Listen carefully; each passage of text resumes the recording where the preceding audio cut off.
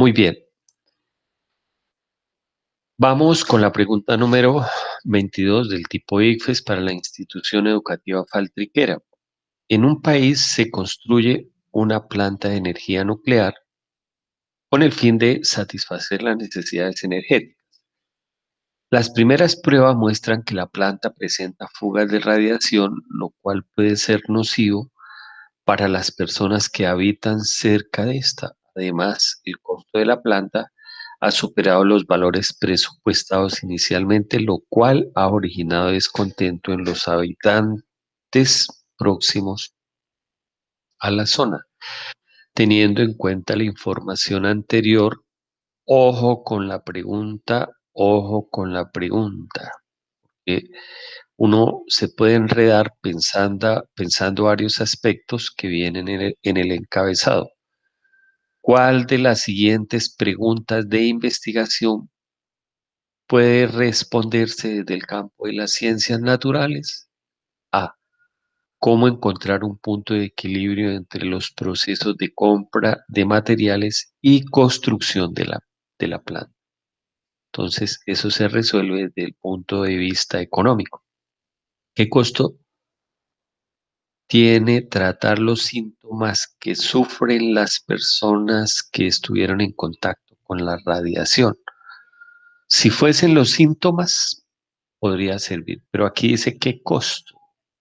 El costo es algo que pues no se mira desde las ciencias naturales. ¿Qué tipo de materiales de construcción serán los más adecuados con el fin de aislar los elementos tóxicos de la planta? Bien, ese tipo de investigación ya corresponde a las ciencias naturales.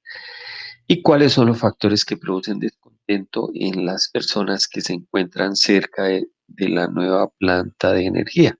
También eso sería como un aspecto social. Entonces la respuesta es la C. Vamos con la pregunta número 23. El calor de vaporización de una sustancia es la cantidad de calor que hay que suministrarle a la sustancia para que 1 kilogramo de esa sustancia pase de estado líquido a estado gaseoso.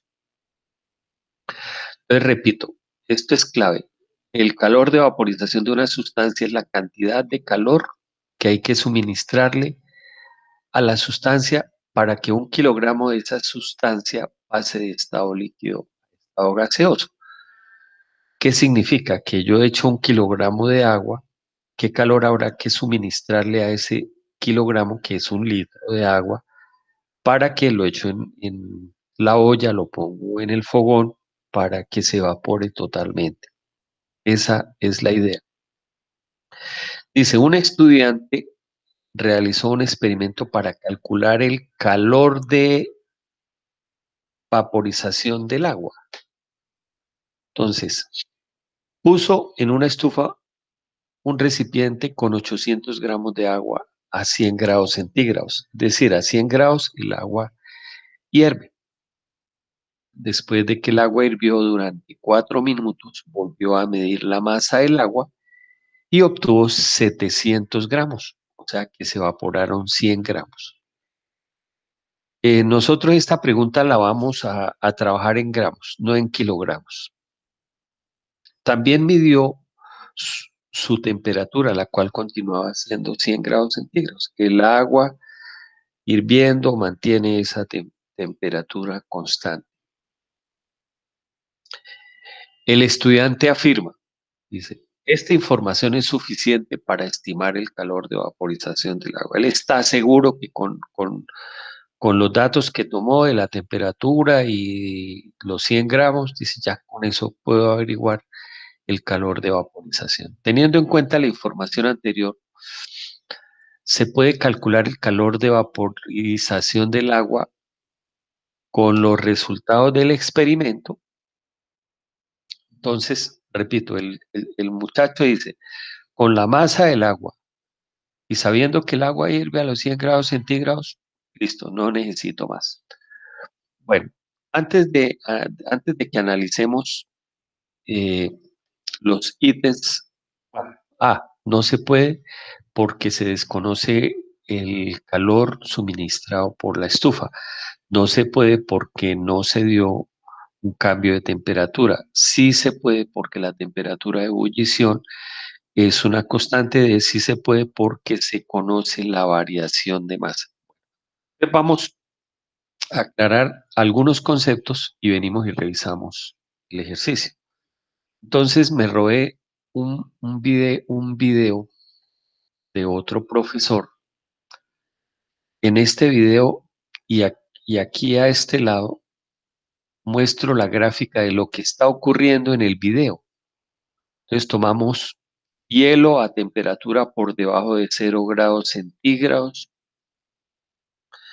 Entonces, en este video vamos a observar que cuando el hielo, digamos, venimos de -20 °C, cuando el hielo llegue a 0 °C, ocurre, pues para nosotros,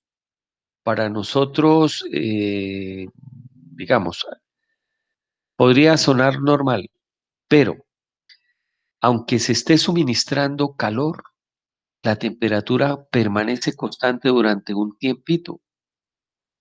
No se modifica, el termómetro queda quietico. Entonces hay que hacer este razonamiento y el calor de la llama para dónde coge. Entonces, eso es lo que se llama calor latente de fusión. El calor latente de fusión es que para pasar de hielo al agua, cada gramo necesita 80 calorías. Entonces, por eso la temperatura se detiene, para, para que las moléculas, el calor se utiliza para que las moléculas adquieran movilidad y la temperatura no se aumente. Esa es la temperatura, el calor latente de fusión. Bueno, entonces, ahí si ustedes van mirando, la temperatura va aumentando. Observen que a medida que aumenta la temperatura y gana calor, las moléculas adquieren movilidad. Ahí están unas moléculas, ustedes alguna vez han levantado la, la tapita de la olla con agua y ven que de la tapa escurre agua. Claro, por la vaporización normal de cualquier líquido que ocurre a temperatura. Listo, ahí nos llegó a los 100 °C. Aquí empiezan a salir las burbujas de agua desde el fondo del recipiente, pero lo interesante es que la temperatura aquí se mantiene constante. ¿Y el calor para dónde coge? Bueno, entonces el calor es el calor para dónde se va. Ojo, calor latente de evaporación. ¿Qué es el calor latente de evaporación? Es que cada gramo de agua se toma 150 calorías para irse al aire. Entonces, por eso no aumenta nunca la temperatura del agua hirviendo. El calor se lo lleva el vapor y la temperatura del agua permanece constante. Entonces, ¿qué se necesita para calcular? ¿Qué se necesita para calcular el calor de evaporación? Entonces, es un datico que el estudiante lo aprendió ahí en el colegio. El calor latente de evaporación es que cada gramo de agua que se evapore se roba 150 calorías. Por eso la temperatura del agua nunca pasa de 100. Entonces para nos venimos para lo que nos piden. Dice, teniendo en cuenta la información, se puede calcular el calor de vaporización del agua con los resultados del experimento. Dice que no se puede porque se desconoce el calor suministrado por la estufa. Bueno, ese calor, realmente la estufa genera mucho calor y hay muchas pérdidas, pero no nos interesa. No se puede porque no se dio un cambio de temperatura. Sí, el agua, la temperatura permanece constante, pero aquí no se necesita variación de temperatura. Sí se puede porque la temperatura de ebullición es constante. Es un dato. Acá, la de esta es muy la correcta. Sí se puede porque se conoce la variación de masa. Fueron 100 gramos. Entonces el estudiante sabe que en cualquier texto o por termodinámica, cada gramo de agua que se evapore se lleva 150 calorías. Y eso es lo que hace que la temperatura del agua permanezca constante. Bueno, jóvenes, espero que les haya servido